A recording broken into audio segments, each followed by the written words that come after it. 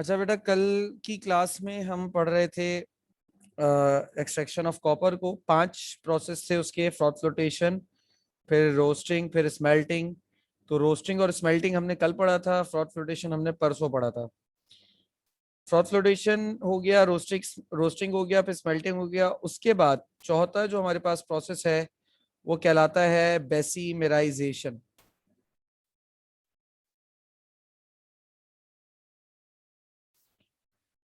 अब स्मेल्टिंग का जो प्रोसेस होता है, स्मेल्टिंग के प्रोसेस में जब जो हम चीज डालते हैं वो क्या होता है, स्मेल्टिंग के प्रोसेस में Cu2s, FeS और FeO डालते हैं।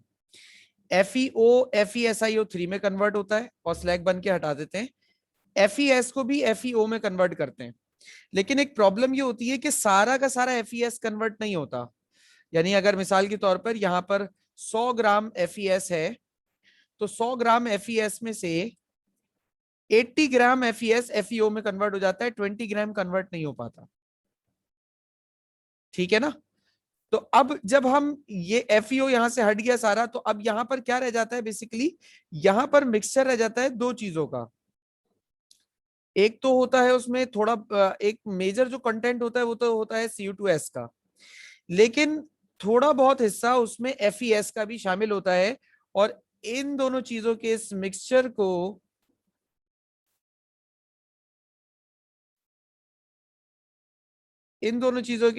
को बेटा हम कहते हैं MATTE मैट। ठीक है, MATTE मैट इसे हम कहते हैं। क्लियर हो गई ये वाली बात बेटा?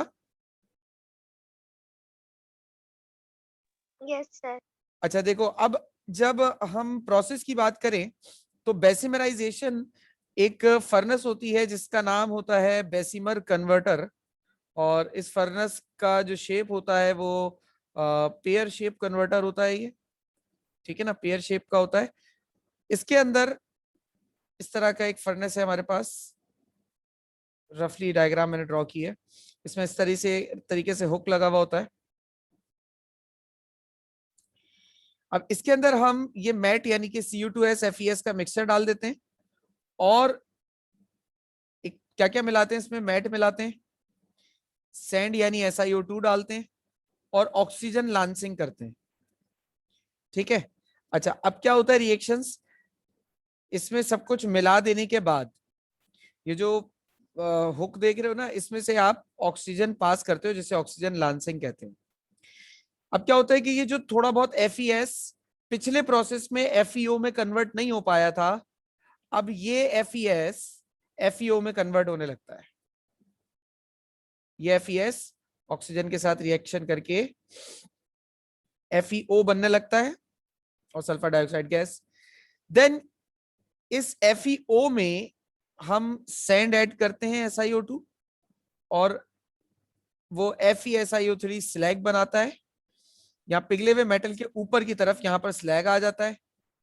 और ये जो हमारे पास जैसे कह सकते हैं कि बोर्ड होता, मतलब फर्नेस होता है, ये तो टिल्टेबल होता है, यानी कि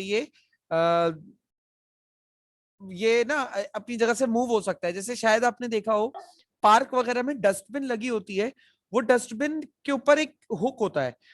अच्छा, वो हुक इसलिए होता है कि उस डस्टबिन को हम उस हुक की मदद से थोड़ा बहुत टिल्ट ऊपर नीचे कर सके। किसी ने देखा है? नहीं देखा सर। यार किसी काम के नहीं हो तुम लोग। सर पार्क में डस्टबिन देखने कौन जाता है? बेटा पार्क में तो लड़के ताड़ने भी कोई नहीं जाता, मतलब बहुत सारी चीजें होती है देखने के लिए। ये देखो, ये देखो ऐसा होता है। ये देख रहे हो पेयर शेप कन्वर्टर है। इसको हम ऐसा करके, ये जो नॉब नजर आ रही है ना, इस नॉब को घुमाते हैं, जिसकी मदद से ये जो फर्नेस होता है ये सीधा होता है या ऐसा ऐसा टिल्ट हो जाता है। अब जब ये टिल्ट होता है ना, तो इसके साथ जो भी इसके अंदर स्लैग मटेरियल होता है वो सारा का सारा स्लैग हम ऊपर से हटा देते हैं। तो इस तरीके से FeS खत्म हो जाता है। अच्छा, ये प्रोसेस ना ग्रेजुअल होता है, यानी आहिस्ता आहिस्ता होता है, एक साथ नहीं होता। यानी हमने पहले हम FeS में थोड़ा सा ऑक्सीजन मतलब लांस करते हैं, ऑक्सीजन के साथ रिएक्शन करा के उसे FeO बनाते हैं। फिर उसमें थोड़ा सा सैंड ऐड करके स्लैग बनाते हैं, वो स्लैग हम निकाल लेते हैं, फिर ऑक्सीजन लॉन्च करते हैं, फिर सैंड डालते हैं, फिर ऑक्सीजन लॉन्च करते हैं, फिर सैंड डालते हैं। ये काम हम तब तक करते रहते हैं बेटा जब तक यहाँ पर स्लैग बनना रुक ना जाए, क्योंकि जब ये FeSiO3 यानी कि स्लैग बनना रुक गया तो इसका मतलब FeO बनना रुक गया, FeO बनना रुक गया इसका मतलब FeS खत्म हो गया। ये बात समझ में आ गई?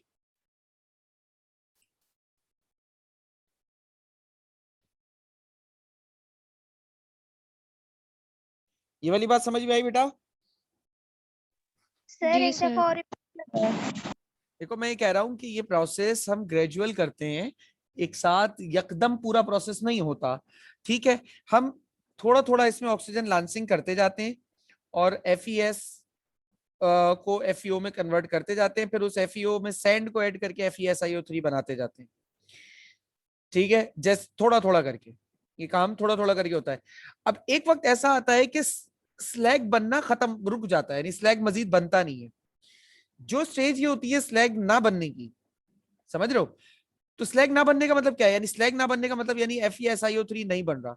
FeSiO3 ना बनने का मतलब है FeO खत्म हो गया। FeO खत्म होने का मतलब है FeS खत्म हो गया। क्या ख्याल है?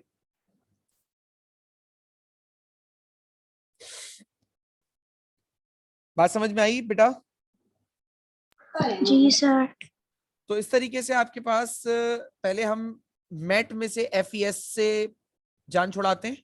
अब पीछे क्या रह गया? Cu2S। फिर हम दोबारा से ऑक्सीजन लॉन्चिंग करते हैं और बहुत ही लिमिटेड अमाउंट में ऑक्सीजन इस Cu2S के साथ रिएक्शन करके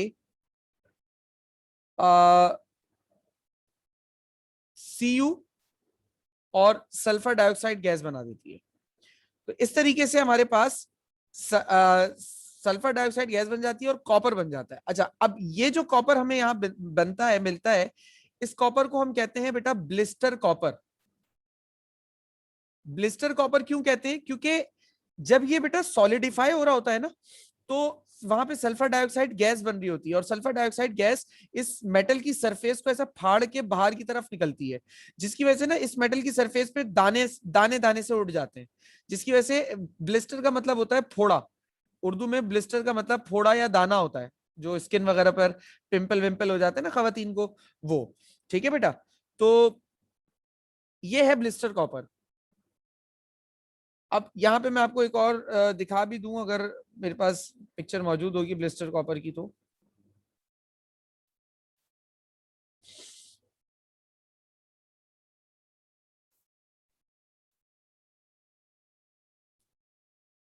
ये रहा, ये देखो बेटा, जब कॉपर वहां से स्मेल्टिंग सॉरी बेसिमर कन्वर्टर से निकलता है ना, तो बेसिमर कन्वर्टर से निकलने पर कॉपर ऐसा होता है। देख रहे हो कैसा अजीब सा एकदम बुलबुले जैसा सा ये नजर आ रहा है, और जगह जगह अभी भी इसके अंदर इंप्योरिटीज नजर आ रही है। ये बात समझ में आ रही है बेटा?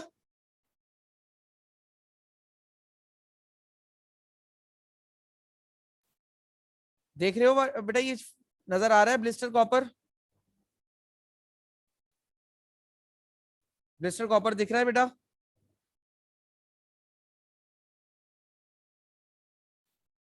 बेटा आवाज आ रही है? No sir.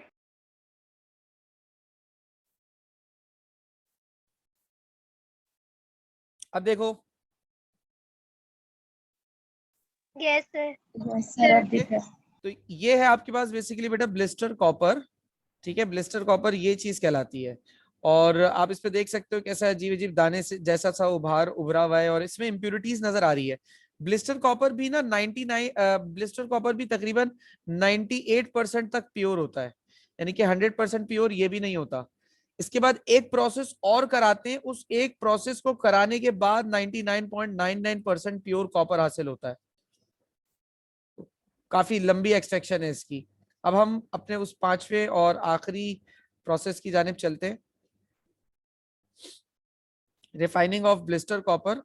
अच्छा, अब electro refining of blister copper ये हम किस तरीके से करते हैं, इसकी हम डायरेक्ट डायग्राम पर आ जाते हैं। ये रहा, ठीक है। अब electro refining of blister copper, देखो इसमें हम क्या करते हैं, इसमें एनोड हम बनाते हैं ब्लिस्टर कॉपर का। ठीक है, एनोड इसमें बनाते हैं ब्लिस्टर कॉपर का। और एनोड ना साइज में बहुत मोटा होता है, थिक होता है बहुत ज्यादा।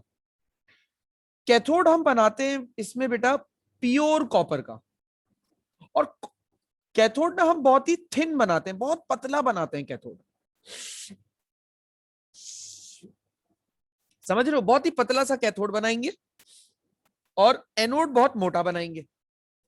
और इसमें इलेक्ट्रोलाइट हम रखते हैं, इलेक्ट्रोलाइट हम लेते हैं कॉपर सल्फेट। कॉपर सल्फेट क्यों सर? बेटा कोई और लूंगा ना तो, जैसे अगर मैं मिसाल के तौर पर कॉपर सल्फेट नहीं लेता, कॉपर सल्फेट का मतलब है यहाँ पर कॉपर पॉजिटिव और सल्फेट नेगेटिव आइंस होंगे। अब सल्फेट आयन तो रिएक्टिव नहीं होता, तो वो इलेक्ट्रोलिसिस के इस प्रोसेस में मूव नहीं करता, ठीक है ना। तो सर कॉपर आयन तो मूव कर सकता है ना? हाँ बेटा देखो, कॉपर आयन तो हम रखना चाह भी रहे ना, ऐसा थोड़ी कि हम कॉपर आयन रखना नहीं चाह रहे। मतलब अगर मैं यहाँ पर आयरन का आयन रखूंगा तो ये गड़बड़ है, क्योंकि जब मैं करंट पास करूंगा ना तो आयरन का आयन ट्रेवल करने लगेगा और प्रोसेस का मैकेनिज्म वैसा नहीं होगा जैसा मैं चाहता हूं। मैंने कॉपर रखा इसलिए कि जैसा मैं मैकेनिज्म चाह रहा हूं वैसा हो। आप लोगों को याद हो अगर, तो आप लोगों ने प्रीवियस क्लासेस में इलेक्ट्रोलिटिक प्रोसेस ऐसा पढ़ा है कि ये एक इलेक्ट्रोड है, ये एक इलेक्ट्रोड है, दोनों को आपने इलेक्ट्रिकल सर्किट से जोड़ दिया। मिसाल के तौर पे सोडियम पॉजिटिव और क्लोरीन नेगेटिव, करंट पास किया, सोडियम पॉजिटिव कैथोड पर डिपॉजिट हुआ, क्लोरीन नेगेटिव एनोड पर डिपॉजिट हुआ। आप लोगों ने ऐसा पढ़ा था, याद है किसी को ये प्रोसेस? यस सर, याद। लेकिन यहां पर ना ऐसा प्रोसेस नहीं होगा, यहां थोड़ा सा अलग होगा। अब देखना, अब यहां क्या प्रोसेस हो रहा है, जब आपने पूरा सेटअप अरेंज कर लिया, तो पूरा सेटअप अरेंज करने के बाद यहां पर जैसे ही आप करंट को पास करना शुरू करोगे, ये करंट इस एनोड में मौजूद कॉपर के एटम्स को फोर्स करेगा कि भाई आप यहां से निकलकर जाएं, ठीक है। ये करंट फोर्स करेगा एनोड में मौजूद कॉपर के एटम्स को कि आप यहां से निकलकर जाएं। अच्छा याद रहे कि एनोड बना हुआ है ब्लिस्टर कॉपर का, जिसमें 98% कॉपर है और 2% इंप्यूरिटीज है। इंप्यूरिटीज को ये फोर्स नहीं करेगा, सिर्फ कॉपर को फोर्स करेगा कि आप यहां से निकल के जाएं।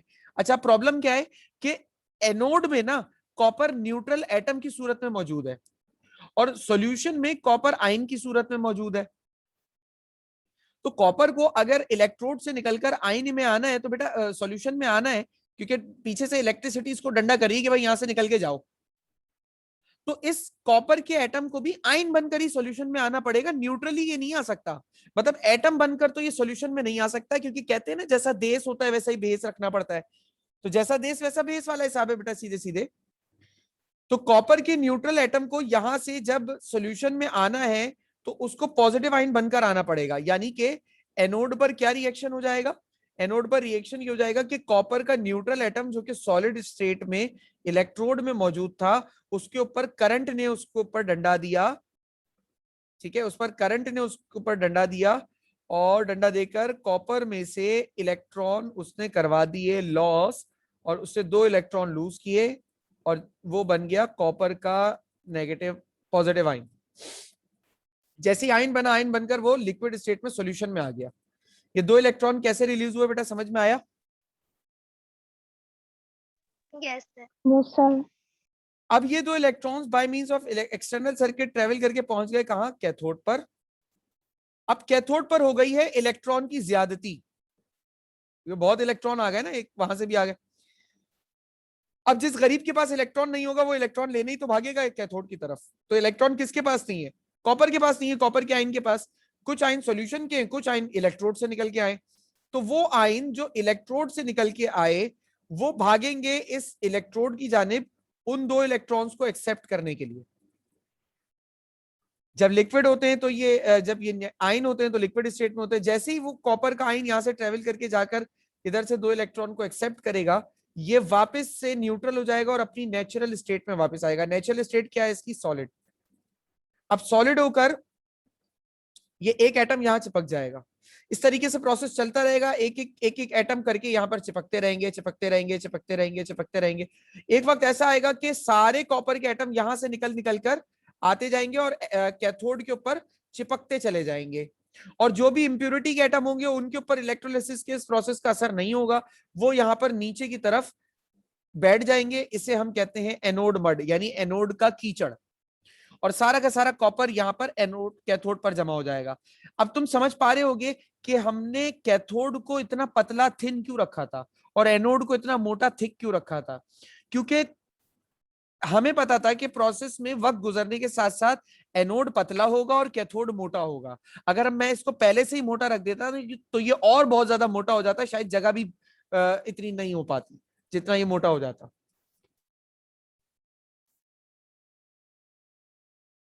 समझ रहे हो? Yes, sir. कोई सवाल, कोई कंफ्यूजन? No, sir. पक्का? जी सर। तो इस Yes, sir. तरीके से यहाँ पर जो आपके पास कॉपर हासिल होता है बेटा वो 99.99% तक प्योर होता है, क्योंकि माँ मांगे डेटॉल का धुला, तो ये कॉपर आपके पास इतना ज्यादा प्योर होता है। सही है? तो इस तरीके से कॉपर की एक्सट्रैक्शन हो गई और इसी तरीके से आपका चैप्टर नंबर 5 भी कंप्लीट हो गया। सही। अच्छा एक बात बताइए, Monday Tuesday Wednesday Monday Tuesday Wednesday 2:30 से लेकर 3:30 बजे तक आप लोग क्या कोई क्लास होती है आप लोगों की? जी सर होती है। जी सर, 3 से 3:30 मैथ्स की होती है। 3 से 3:30 मैथ्स की होती है। और इंग्लिश की कब होती है? 3:30 से 4। यानी 2:30 से 3 का टाइम फ्री होता है आपके पास? नहीं सर। हाँ पता चल गया बेटा, फ्री होता है। सर मैं उठ नहीं सकती इतनी जल्दी। सर प्लीज नहीं कर रहे। कोई बात नहीं बेटा, सोते रहो। मंडे को माइट भी 2:30 बजे आप लोगों की क्लास हो, 2:30 से 3, आधा घंटा। अभी मूड बन रहा है, बन जाएगा तो बता दूंगा, अभी सिर्फ बताया है कि क्लास हो सकती है मंडे वाले दिन 2:30 से 3, आधा घंटा। ट्यूसडे को कोई क्लास नहीं होगी, और वो तो वैसे आप लोगों की होती भी नहीं, और शायद वेंसडे को भी हो 2:30 से 3 या 3 से 3:30, जिसको जो टाइम फिजिबल लगे वो उस टाइम पे क्लास ले सकता है। 2:30 से 3 लेना चाहें 2:30 से 3 ले लें, 3 से 3:30 लेना चाहें 3 से 3:30 ले लें। आधे घंटे की क्लास लेनी है लाजमी, अब वो जिसको जो टाइम पे सही लगे। ठीक है, वो मैं बता दूंगा लेनी है या नहीं लेनी, जैसा भी होगा फिर हम देख लेते हैं। ठीक है, तो बाकी बात नेक्स्ट क्लास में करते हैं, तब तक के लिए अल्लाह हाफिज।